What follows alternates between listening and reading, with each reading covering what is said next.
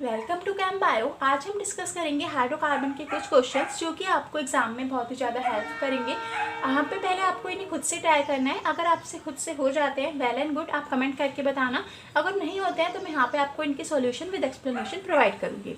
और वीडियो अगर बेनिफिशियल लगे तो अपने फ्रेंड्स के साथ जरूर शेयर करना। हम स्टार्ट कर देते हैं फर्स्ट क्वेश्चन से। यहाँ पे देखो फर्स्ट क्वेश्चन क्या दिया हुआ है, ब्यूट-1-ईन may be converted to butane by reaction with. यानी कि आपको ब्यूट-1-ईन को किस में कन्वर्ट करना है, ब्यूटेन में कन्वर्ट करना है। आपसे पूछा क्या गया है कि इनमें से हम कौन सा रिएजेंट को यूज़ करें जिसकी हेल्प से हम ब्यूट-1-ईन को ब्यूटेन में कन्वर्ट कर सकते हैं। क्लियर है इतना? तो यहाँ पे चार ऑप्शन दिए गए हैं, zinc in presence of HCl, tin in presence of HCl, zinc in presence of mercury या फिर palladium in presence of hydrogen.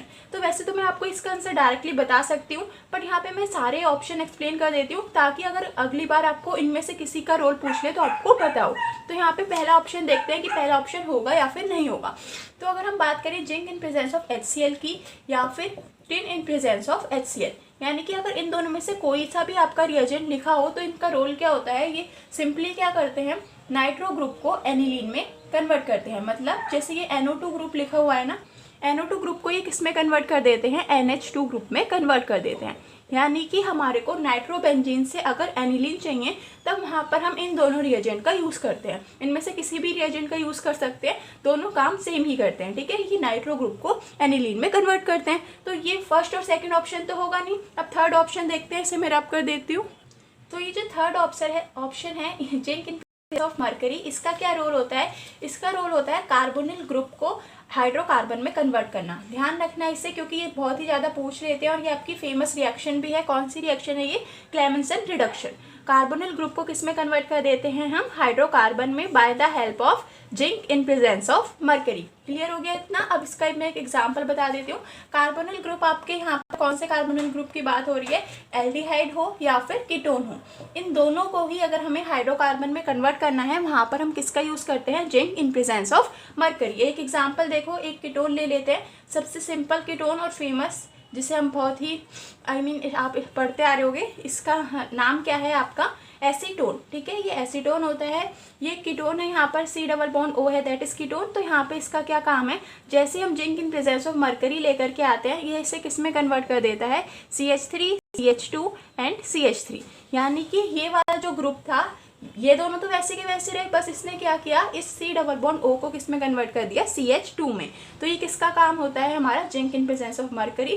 तो कार्बोनिल ग्रुप में या एल्डिहाइड हो या फिर कीटोन हो, अगर हम उसे हाइड्रोकार्बन में कन्वर्ट करना है वहाँ पे हम zinc in presence of mercury का यूज़ करते हैं। तो थर्ड ऑप्शन भी नहीं होगा, तो बस आपके पास लास्ट ऑप्शन बचा, ये हम देख लेते हैं। ठीक है, palladium in presence of hydrogen का हम यहाँ पर यूज़ करेंगे। देखो कैसे, ब्यूट-1-ईन को अगर हमें कन्वर्ट करना है, यानी कि इसका हम कहाँ पर यूज़ करते हैं, अगर हमारे को एल्कीन को एल्केन में कन्वर्ट करना है तो वहाँ पे हम पैलेडियम का यूज़ कर सकते हैं। तो यहाँ पे ये आपका दे रखा है इस तरीके से, ब्यूट-1-ईन है। ठीक है, इतना क्लियर है? स्ट्रक्चर तो आप ड्रॉ कर लेते होगे ना, ब्यूट-1-ईन। वैसे मैं थोड़ा सा आइडिया दे देती हूँ। 4 कार्बन है यहाँ पर, ब्यूट यानी कि 4, तो हमने 4 कार्बन ड्रॉ करे और उसके बाद लिखा हुआ है कि फर्स्ट पोजीशन पे आपका डबल बॉन्ड है, तो हमने यहाँ पर 1, 2, 3 एंड 4, तो यहाँ पे हमने फर्स्ट कार्बन पे क्या लगा दिया, डबल बॉन्ड लगा दिया। अब हमें इसे किस में कन्वर्ट करना है, ब्यूटेन के अंदर कन्वर्ट करना है, यानी कि CH3, CH2, CH2 and CH3। यानी कि हम कर क्या रहे हैं, हम इस जो डबल बॉन्ड है इसका क्या करवा रहे हैं, रिडक्शन। तो इसके लिए हम कौन सा रिएजेंट यूज़ करते हैं, palladium in presence of hydrogen. इतना क्लियर हो गया? तो आपका फर्स्ट क्वेश्चन का राइट आंसर क्या है, ऑप्शन डी। अब नेक्स्ट क्वेश्चन पे चलते हैं। क्वेश्चन क्या है, Markovnikov addition of HBr is not observed in. यानी कि जो एंटी मार्कोनिकॉफ रूल है वो कहाँ पर, जब हम HBr को ऐड करवा रहे हैं तो किस में ऑब्जर्व नहीं होगा, एंटी मार्कोनिकॉफ रूल कहाँ पर ऑब्जर्व नहीं होगा, कौन सी वाली, एल्कीन में। ये आपको सिंपली बताना है। क्लियर हो गया इतना? तो हम प्रोपीन के अंदर HBr ऐड कराएंगे तब ऑब्जर्व नहीं होगा एंटी मार्कोनिकॉफ, या फिर 1-ब्यूटीन के अंदर करवाएंगे तब नहीं होगा, ब्यूट-2-ईन के अंदर या फिर पेंट-2-ईन के अंदर। तो आपको इसमें से राइट ऑप्शन पिक करना है। तो अगर हम बात करें सबसे पहले तो एंटी मार्कोनिकॉफ रूल देखता कब है हमें, जब हमारी जो एल्कीन है वो कैसी होती है, अनसिमेट्रिकल अगर एल्कीन है तभी आपको ये रूल दिखेगा, वरना ये रूल नहीं दिखेगा। तो यहाँ पे आपको बेसिकली यही आइडेंटिफाई करना है कि इनमें से कौन सी एल्कीन अनसिमेट्रिकल है। तो यहाँ पे आपको सबके स्ट्रक्चर ड्रॉ करने पड़ेंगे, जो भी आपको एल्कीन दिख जाए कि वो अनसिमेट्रिकल है वो इसका आंसर हो जाएगा। अब अनसिमेट्रिकल क्या है वो मैं आपको यहाँ पे एक्सप्लेन करती हूँ अभी एक ड्रॉ करके। तो यहाँ पे सबसे पहले अगर हम बात करें पहला ऑप्शन दे रखा है हमारा प्रोपीन। तो प्रोपीन को अगर मैं ड्रॉ करती हूँ तो यहाँ पे हम इसे किस तरीके से ड्रॉ करेंगे, 3 कार्बन है तो 3 कार्बन मैंने ड्रॉ कर दिए, और यहाँ पे गिवन नहीं है कि कहाँ पर आपका डबल बॉन्ड होगा। तो जब भी गिवन नहीं होता डबल बॉन्ड तो वहाँ पे हम उसे कहाँ लगाते हैं, फर्स्ट पोजीशन पे लगाते हैं। तो यहाँ पे इधर तो कहीं से भी लगा हुआ फर्स्ट पोजीशन के अंदर ही आएगा आपका। तो यहाँ पे आपका इस तरीके से हो गया, इतना क्लियर है। ये आपका प्रोप 1 इन हो गया, यानी कि प्रोपीन की अगर हम बात करें तो अब ये अनसिमेट्रिकल है या फिर नहीं है। हमें यहाँ पे आंसर में तो हमें कौन सी एल्कीन फाइंड आउट करनी है जो कि अनसिमेट्रिकल हो।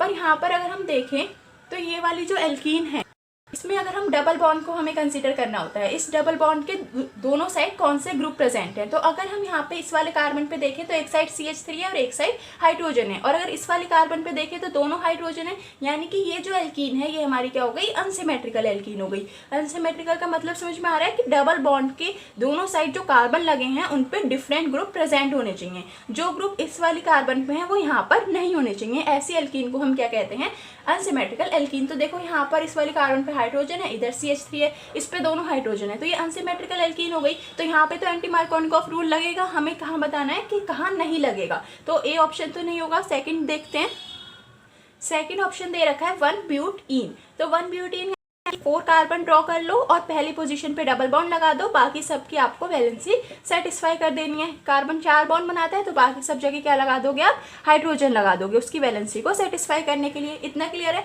अब फिर से यहाँ पर देखो ये वाला जो डबल बॉन्ड है इसके दोनों साइड वाले कार्बन को देखो, इस वाले कार्बन पे इधर तो हाइड्रोजन है और यहाँ पे क्या है, एक ये बड़ा सा ग्रुप लगा हुआ है। लेकिन अगर हम इस वाले कार्बन पे देखें तो यहाँ पे तो दोनों हाइड्रोजन सेम है, बट हमें कौन सी एल्कीन चाहिए, अनसिमेट्रिकल एल्कीन हमारी हो गई है, क्योंकि यहाँ पर क्या है, इधर भी इस वाले कार्बन पे भी 2 डिफरेंट ग्रुप लगे हुए हैं और इस पे भी यहाँ पर क्या है, 2 डिफरेंट ग्रुप लगे हुए हैं। हमें कौन सी एल्कीन फाइंड आउट करनी है, सिमेट्रिकल एल्कीन, तो ये वाला ऑप्शन भी नहीं होगा। थर्ड ऑप्शन देखते हैं ब्यूट-2-इन। तो जो ब्यूट-2-इन है यहाँ पर इस तरीके से रिप्रेजेंट करेंगे 4 कार्बन। सबसे पहले वैलेंसी इसको इस तरीके से लिख सकते हैं, ये हमारा क्या हो गया। अब इसमें देखो यहाँ पे आपको समझ में आएगा बहुत अच्छे से ये कंसेप्ट। यहाँ पे अब क्या कह रहा है, ये जो डबल बॉन्ड है इस डबल बॉन्ड का इस साइड वाला कार्बन देखो, इसे A मान लो और इसे B मान लो, ठीक है। तो यहाँ पे ये वाला जो कार्बन है इस पे भी हाइड्रोजन है, इस पे भी हाइड्रोजन है, इधर भी CH3 है और इधर भी CH3 है। तो हम ऐसी ही एल्कीन को सर्च कर रहे थे जो सिमेट्रिकल हो, क्योंकि वहाँ पर हमारा एंटी मार्कोनिकॉफ रूल नहीं लगेगा। अब ये सिमेट्रिकल क्यों है समझ में आ गया ना, क्योंकि यहाँ पर जो 2 ग्रुप लगे हैं वही 2 ग्रुप यहाँ पर भी लगे हैं। अगर दोनों साइड ग्रुप सेम लगे हों तो उस एल्कीन को हम क्या कह देते हैं, सिमेट्रिकल। नाम से ही समझ में आ रहा है सिमेट्रिकल यानी कि सिमिलर। तो 2 सिमिलर ग्रुप लगे होंगे तो वो हमारा सिमेट्रिकल हो जाएगा। अगर डिफरेंट ग्रुप लगे हुए हैं यहाँ पर तो वो क्या हो जाएगा, आपका अनसिमेट्रिकल हो जाएगा। तो इसका राइट आंसर क्या हो जाएगा, ऑप्शन सी, दैट इज ब्यूट-2-इन। अगर आप N2-इन को भी ड्रॉ करोगे तो वो भी आपका कैसी होगी, अनसिमेट्रिकल ही होगी, ठीक है। तो अब यहाँ पे अपना ये वाला क्वेश्चन एंड होता है। थर्ड क्वेश्चन पे चलते हैं। तो यहाँ पे देखो क्वेश्चन क्या है, when phenyl magnesium react with tertiary butanol the product would be. आपको बताना है कि जब हम फिनाइल मैग्नीशियम ब्रोमाइड को रिएक्ट करेंगे टर्शरी ब्यूटेनॉल के साथ तो क्या प्रोडक्ट ऑब्टेन होगा। सबसे पहले अगर मैं बात करूं फिनाइल मैग्नीशियम ब्रोमाइड, तो ये क्या है, ग्रिग्नार्ड रिएजेंट है। ग्रिग्नार्ड रिएजेंट हम इसे क्यों बोल रहे हैं, क्योंकि अगर कार्बन और मैग्नीशियम का बॉन्ड होता है तो अगर मैग्नीशियम प्रेजेंट है तो उसे हम क्या बोलते हैं, ग्रिग्नार्ड रिएजेंट। और सिंपली अगर मैं बात करूं ऑर्गेनोमेटेलिक कंपाउंड के अंदर आते हैं हमारे ग्रिग्नार्ड रिएजेंट। ये जस्ट मैं आपको थोड़ी सी इन्फॉर्मेशन दे रही हूँ जो कि आपको पता होना चाहिए किसी भी क्वेश्चन को सॉल्व करते टाइम। तो ऑर्गेनोमेटेलिक कंपाउंड कौन से होते हैं, जहाँ पर कार्बन और मेटल के बीच में बॉन्ड होता है, उन्हें हम ऑर्गेनोमेटेलिक कंपाउंड बोलते हैं। अब अगर आप इसका स्ट्रक्चर ड्रॉ करोगे, क्या है यहाँ पर, फिनाइल मैग्नीशियम ब्रोमाइड। तो यहाँ पे आपको दिख रहा होगा कि यहाँ पर क्या है, कार्बन और मैग्नीशियम के बीच में बॉन्ड है, इसलिए हम इसे ऑर्गेनोमेटेलिक कंपाउंड बोलते हैं। और ऑर्गेनोमेटेलिक में से भी कौन सा, ग्रिग्नार्ड रिएजेंट, क्योंकि यहाँ पर मैग्नीशियम है। अब जैसे जैसे मेटल्स चेंज होते जाते हैं इन रिएजेंट्स का नाम चेंज होता जाता है। ये तो क्लियर है, ये जस्ट एक जनरल इन्फॉर्मेशन थी। अब अपने क्वेश्चन पे आ जाते हैं। तो यहाँ पे आपसे पूछ रहा है कि जब हम फिनाइल मैग्नीशियम ब्रोमाइड को टर्शरी ब्यूटेनॉल के साथ रिएक्ट करेंगे तो क्या प्रोडक्ट मिलेगा। तो पहले आपको इन दोनों के स्ट्रक्चर लिख लो इस तरीके से। इनका फॉर्मूला C6H5 मैग्नीशियम ब्रोमाइड, ठीक है। और टर्शरी ब्यूटेनॉल, टर्शरी ब्यूटेनॉल को किस तरीके से, टर्शरी यानी कि इस तरीके से आपका जो OH ग्रुप है वो उस कार्बन से अटैच होगा जो कि 3 आपके अल्काइल ग्रुप से अटैच हो, है ना।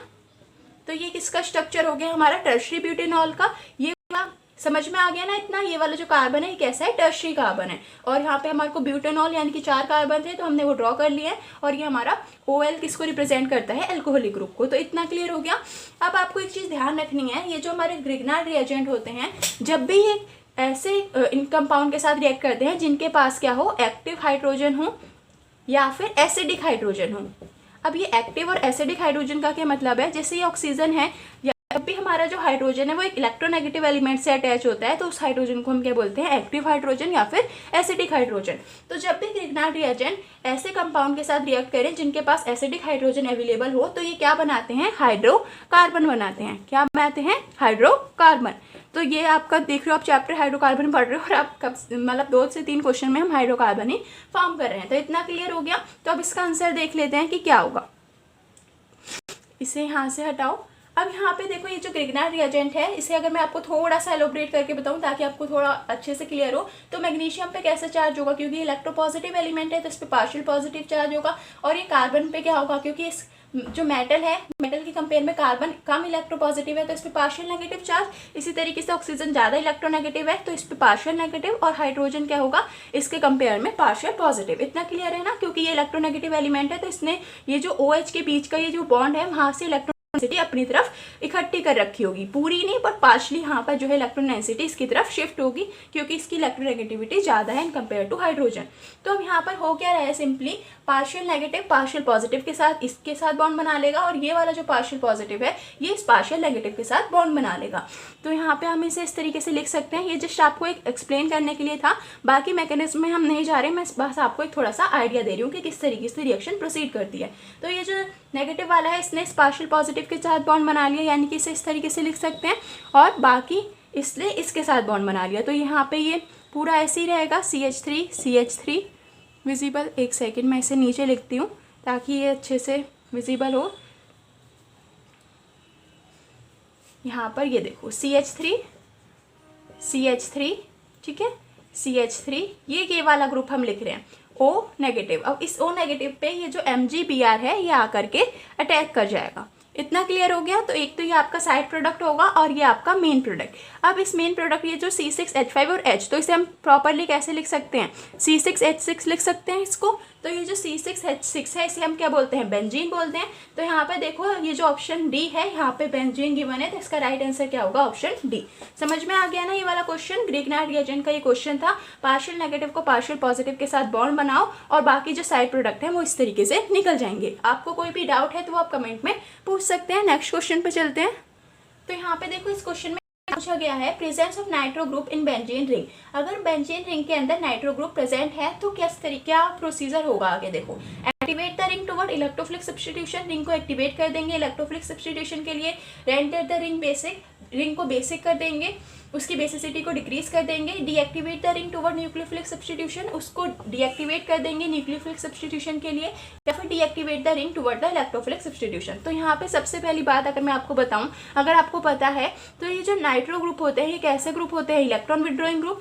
और जो बेंजीन है वहाँ पर कौन सी रिएक्शन होती है, क्योंकि यहाँ पर इलेक्ट्रॉन डेंसिटी ज़्यादा है, 3 बॉन्ड है यहाँ पर, 3 डबल बॉन्ड है, तो यहाँ पर इलेक्ट्रॉन डेंसिटी ज़्यादा है। तो ये कौन सी रिएक्शन को प्रेफर करते हैं कि इलेक्ट्रोफाइल आकर के इस पर अप्रोच करे, that is electrophilic substitution reaction को ये प्रेफर करते हैं। तो यहाँ पे जब ये नाइट्रो ग्रुप इलेक्ट्रॉन डेंसिटी को अपनी तरफ विड्रॉ कर लेगा इस बेंजीन रिंग में से, जब इस पर अटैक कर जाएगा तो यहाँ पे इलेक्ट्रॉन डेंसिटी कम हो जाएगी, और जब इलेक्ट्रॉन डेंसिटी कम हो जाएगी तो इलेक्ट्रोफाइल जल्दी अप्रोच नहीं कर पाएगा, क्योंकि इलेक्ट्रोफाइल को कैसी जगह चाहिए होती है, जो इलेक्ट्रॉन रिच हो। इलेक्ट्रोफाइल जो है कहाँ पर अटैक करते हैं, इलेक्ट्रॉन रिच प्लेस पे अटैक करते हैं, क्योंकि उन पे खुद पॉजिटिव चार्ज होता है इलेक्ट्रोफाइल्स पे, तो वो क्या चाहते हैं कि इलेक्ट्रॉन रिच जगह पे वो जा करके अटैक करें। अब चाहे पॉजिटिव चार्ज ना भी प्रेजेंट हो, लेकिन वो कैसे होंगे, इलेक्ट्रो पॉजिटिव, मतलब वो इस तरीके का उनका नेचर होगा कि वो इलेक्ट्रॉन को विड्रॉ करने की कोशिश करेंगे, जैसे कि ये हमारा क्या है, नाइट्रो ग्रुप है।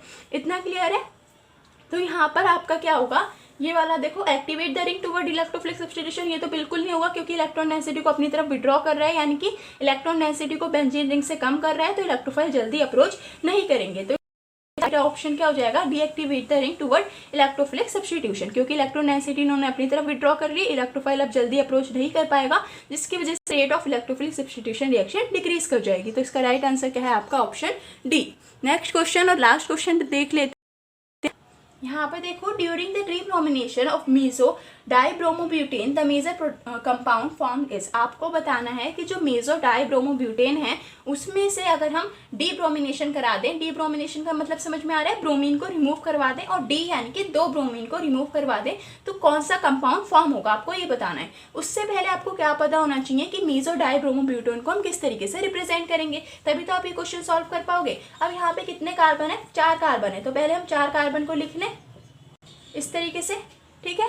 4 कार्बन हमने लिख लिए, तो यहाँ पे हम इसको, ये CH3 हो गया, ये CH3 हो गया, और यहाँ पे क्या कह रहा है, डाईब्रोमोब्यूटेन यानी कि 2 हमें क्या लगाने होंगे, ब्रोमीन लगाने होंगे, और यहाँ पे इसे वैलेंसी को सेटिस्फाई करने के लिए हमने हाइड्रोजन लगा दिया। अब मैंने इसे इसी तरीके से क्यों ड्रॉ किया, क्योंकि उसने बोला है कि ये मीजो कंपाउंड है, और मीजो कंपाउंड में यहाँ पर क्या होता है, यहाँ पर आपकी प्लेन ऑफ सिमेट्री प्रेजेंट होती है। प्लेन ऑफ सिमेट्री को हम POS से रिप्रेजेंट करते हैं, मतलब POS से इसे शॉर्ट में लिख सकते हैं। अब यहाँ पे देखो प्लेन ऑफ सिमेट्री किस तरीके से प्रेजेंट है, ये मैं आपको थोड़ा सा डिटेल में इसलिए करा रही हूँ ताकि अगर आपको कोई क्वेश्चन नहीं भी आता है तो वो आप समझ जाओ, और इससे रिलेटेड अगर कोई और क्वेश्चन आए तो आप सॉल्व कर पाओ। ऐसा ना हो मैं डायरेक्टली आपको बता सकती हूँ कि इसका राइट आंसर क्या है, बट एक्सप्लेन करके बताना जरूरी है ताकि अगर जिस बच्चे को नहीं आता है तो उसे समझ में आए कि किस कंसेप्ट पे आपके क्वेश्चन सॉल्व हो रहे हैं और इससे रिलेटेड क्वेश्चन आप किस तरीके से सॉल्व कर पाओगे, ठीक है। तो यहाँ पर देखो हम बात किसकी कर रहे थे, POS, that is plane of symmetry. तो यहाँ पे प्लेन ऑफ सिमेट्री कैसे प्रेजेंट है, यहाँ पे मैंने ये एक प्लेन डाला, ठीक है। अब हम यहाँ पे इसे देखेंगे, अगर ये वाला जो ग्रुप है वही ग्रुप यहाँ पे भी प्रेजेंट हो, और यहाँ पे ये जो ग्रुप प्रेजेंट है वही ग्रुप यहाँ पर हो, और जो ग्रुप यहाँ पे प्रेजेंट है वही ग्रुप यहाँ पे प्रेजेंट हो, तो उस कंपाउंड के अंदर क्या प्रेजेंट होती है, प्लेन ऑफ सिमेट्री प्रेजेंट होती है। समझ में आया। अगर मैं इसका जनरल स्ट्रक्चर ड्रॉ करूँ तो इसे हम इस तरीके से भी बोल सकते हैं, यहाँ पर A मान लो इस तरीके से ये है, तो A अगर यहाँ है तो यहाँ पर भी A ही होना चाहिए, यहाँ पर B है तो यहाँ पर B ही होगा, यहाँ पर C है तो यहाँ पर C ही होगा, ठीक है। तो क्योंकि यहाँ पर क्या है, एक प्लेन हमने जब पास किया तो ये एक दूसरे को रिफ्लेक्ट कर रहे हैं, इसीलिए यहाँ पर क्या है, आपकी प्लेन ऑफ सिमेट्री प्रेजेंट है। तो ये स्ट्रक्चर समझ में आ गया कि किस तरीके से हमने इसे मीजो कंपाउंड है और इसे इस तरीके से हमें ड्रॉ करना है ताकि यहाँ पे हम प्लेन ऑफ सिमेट्री को दिखा पाएँ। इतना क्लियर है। अब हमें यहाँ पे क्या कराना है, डीब्रोमिनेशन, यानी कि 2 ब्रोमीन को हमें बाहर निकालना है, ठीक है। इस तरीके से हमें ये जो 2 ब्रोमीन है इन्हें बाहर निकालना है। तो अब आपको एक और चीज़ पता होनी चाहिए कि ये जो डीब्रोमिनेशन रिएक्शन है ये कैसी रिएक्शन होती है, ट्रांस रिएक्शन, यानी कि 2 ब्रोमीन हमारे ट्रांस रिएक्शन से बाहर निकलेंगे। ट्रांस एलिमिनेशन रिएक्शन, क्योंकि हम 2 ब्रोमीन को डाल रहे हैं, एलिमिनेट कर रहे हैं ना इस कंपाउंड से, इसलिए इसका पूरा नाम क्या होगा, ट्रांस एलिमिनेशन रिएक्शन। तो आपका जो कंपाउंड बनेगा वो आपका क्या बनेगा, इस तरीके से। अब आपने ये 2 ब्रोमीन बाहर निकाल दिए तो डबल बॉन्ड आ जाएगा यहाँ पर, और यहाँ पे आपका क्या हो जाएगा, क्योंकि ट्रांस रिएक्शन है तो जो प्रोडक्ट आएगा वो भी हमारा कैसा आएगा, ट्रांस प्रोडक्ट आएगा, इस तरीके से, ठीक है। इतना क्लियर हो गया। इसे मैं आई थिंक हाँ फिजिबल हो रहा है। तो हमें ये कैसा प्रोडक्ट मिला, ट्रांस। अब ये ट्रांस क्यों है, एक ये वाला ग्रुप और ये वाला जो ग्रुप है ये आपस में ट्रांस है, 180 डिग्री पे है, और ये वाला ग्रुप और ये वाला ग्रुप भी आपस में क्या है, 180 डिग्री पे है, तो इसे हम क्या बोलते हैं, ट्रांस। अब ट्रांस और सिस की डिटेल में हम नहीं जा रहे हैं क्योंकि वरना और भी ज़्यादा वीडियो लॉन्ग हो जाएगी, बट मैंने आपको ये आइडिया बता दिया कि ट्रांस कैसे हैं, ये 180 टू ईच अदर है। वैसे ये सिस और ट्रांस के बारे में तो आपको आइडिया होगा भी। तो यहाँ पे आपका इसका जो राइट आंसर है वो आपका कौन सा हो जाएगा, trans two butene. Trans product obtain होते हैं जब हम डीब्रोमिनेशन रिएक्शन को करवाते हैं। क्लियर हो गया ना इतना। तो आपके यहाँ पे 5 क्वेश्चन सॉल्व होते हैं। अगर आपको वीडियो बेनिफिशियल लगी है तो फ्रेंड्स के साथ जरूर शेयर करना एंड चैनल को सब्सक्राइब कर लेना। Now thank you and bye bye.